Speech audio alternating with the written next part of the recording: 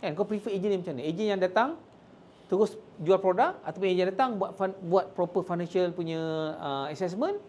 Lepas tu kita tengok mana yang perlu kita adjust. Kalau you sebagai klien, you prefer yang macam mana? Proper assessment. Sebab tu bank negara naikkan kita punya standard. Dulu cuma setakat TBE, PCE je. Kan? Lepas tu kan? Tak, RFP1, RFP2. Lepas tu now PITA pula. Lepas tu tiap-tiap tahun kena buat 30 jam. Tak campur lagi 5 jam yang BSc yang wajib-wajib semua.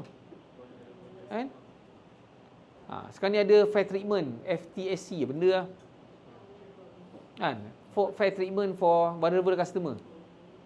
So kalau macam mana you nak bagi fair treatment kalau kita tak equip dengan ilmu-ilmu financial management atau financial planning ni?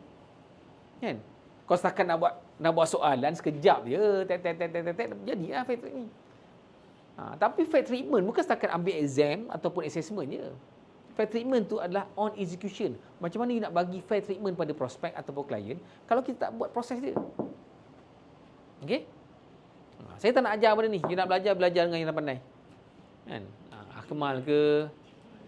YouTube ada demo Kat YouTube ada demo. Okey? Tengok balik. Cuma kat YouTube tu dia cara nak isi saja. Cara nak buat analisis, cara nak guna dia punya macam mana nak bagi dia faham kenapa perlu ambil, kenapa kena start awal semua everything, nak touch emosi dia. Yang tu memang kena buat live coaching lah. Okey.